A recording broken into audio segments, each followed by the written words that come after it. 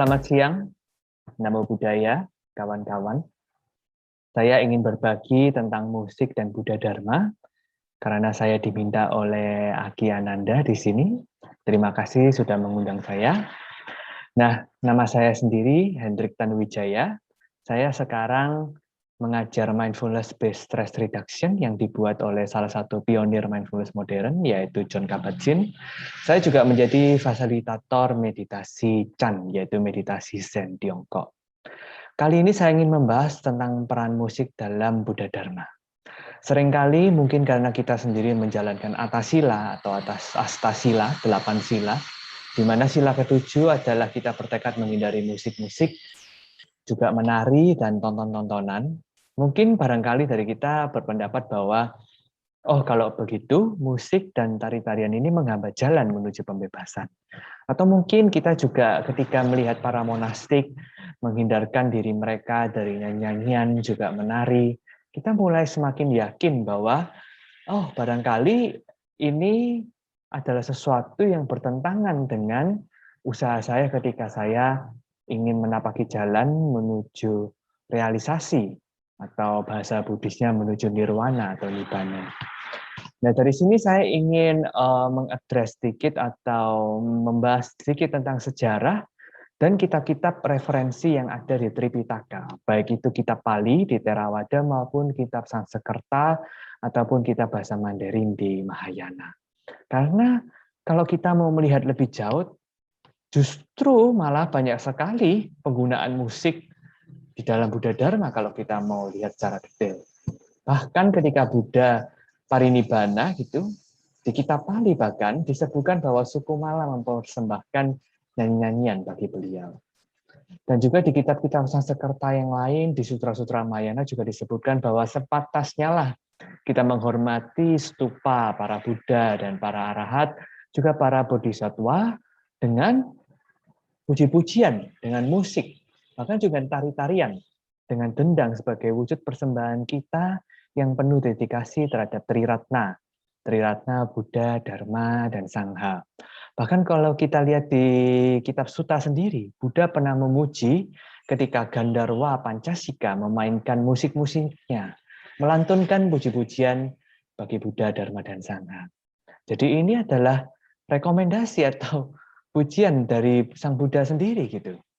Bahkan kalau kita lihat lebih jauh lagi, banyak juga sutra-sutra Sanskerta yang menyatakan bahwa Buddha mengarahkan Raja Bimbisara pada waktu itu untuk mengadakan drama, di mana drama ini berisikan ajaran Dharma dan juga nyanyi-nyanyian, juga tari-tarian.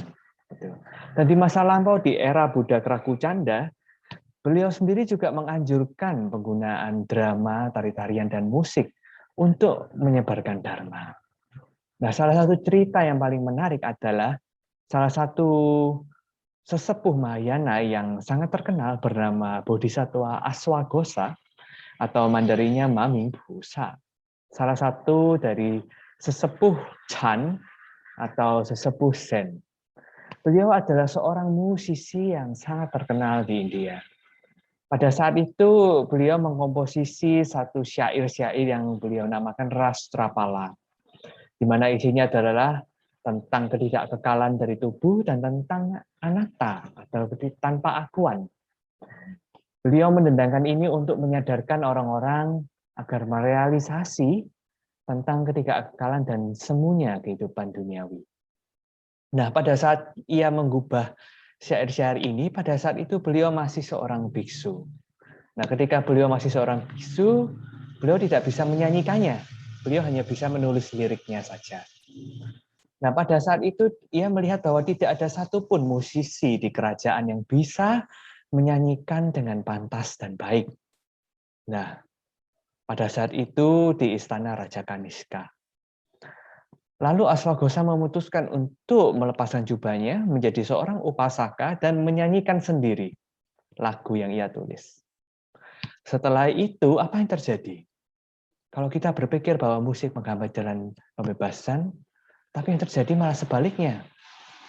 Ketika Bodhisattva Aswagosa mendendangkan sendiri, menabuh drum, menyanyikan, membuat satu band bersama-sama, serempak di seluruh kota itu, ia kemudian mengadakan show, justru setelah itu 500 pangeran di istana akhirnya memutuskan untuk menjadi seorang biksu.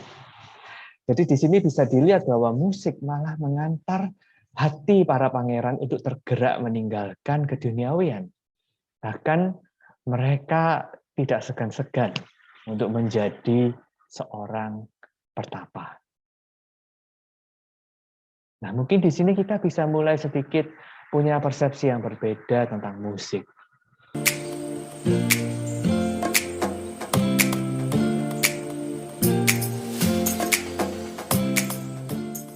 Nah, kembali tadi saya sempat menyinggung kecapi ataupun alat musik yang dimainkan oleh Gandharwa Pancasika. Jika teman-teman membaca kitab Atakata atau kitab komentar, kecapi tersebut sebenarnya adalah milik Mara. Jadi Mara menggunakannya untuk menggoda manusia dengan alunan nada musik-musiknya yang benar-benar aduhai, membuat hati orang-orang terlena supaya semakin jauh dari pembebasan. Tetapi setelah diambil oleh Pancasika, ia menggunakannya untuk memuji Sang Buddha, Dharma, dan Sangha. Dan Buddha Sakyamuni pun memujinya. Dan cerita ini pun ada lanjutannya di kitab Mahayana, di kitab Sanskerta. Ketika ada seorang Gandharva lain, yaitu seorang peri yang kemudian mahir juga bernyanyi dengan sombongnya, ia berusaha menggunakan musik-musiknya untuk menggoda orang-orang. Di sana, bahkan kecapi dari Pancasika ini diberikan pada Sang Buddha sendiri, pada Buddha Sakyamuni. Dan Buddha Sakyamuni memainkan sendiri alat musiknya. Untuk menunjukkan bahwa musik ini semata-mata bisa digunakan juga untuk pembebasan. Dan pada saat itu beliau menyamarkan wujudnya menjadi seorang Gandharwa dan memainkan alat musik itu. Karena apa? Karena kalau kita lihat di kitab Lalita Vistara, Bodhisattva pada saat di istana, ia menguasai segala macam alat musik. Ia bahkan bisa bernyanyi dengan nada sempurna. Bahkan di kehidupan lampaunya, tidak sedikit Bodhisattva menjadi seorang musisi. Nah, karena keahlian beliau yang sudah diakumulasikan sebanyak puluhan kehidupan, ratusan kehidupan, maka keahlian musik beliau juga akhirnya menjadi sempurna. Ketika beliau terlahir sebagai Pangeran Siddhartha di istana. Jadi sekali lagi dari contoh Buddha Sakyamuni sendiri kita bisa lihat bahwa musik bisa digunakan untuk persembahan dharma. Kalau kita lihat di zaman dulu, musik-musik ini biasanya disebut dengan nama gata ataupun geya. Nah, itu adalah salah satu cara mereka menyanyikan sabda-sabda dari Buddha. Dan banyak sekali di zaman dulu catatan-catatan mereka yang sangat terinspirasi oleh gata dan geya yang ditendangkan ini. Nah, biasanya kita masih bisa menemukan gata-gata ini dinyanyikan di wihara-wihara Mahayana, tapi tentunya dalam bahasa Mandarin. Nah, selain itu, ketika kita mengambil laku bodhisattva atau jalan bodhisattva, maka salah satu yang bisa kita lakukan dalam menyempurnakan dana paramita, di satu kitab disebutkan adalah kita bisa mempersembahkan musik bagi Triratna. Kenapa? Karena dijelaskan oleh Nagarjuna bahwa dengan musik kita bisa melembutkan hati yang keras.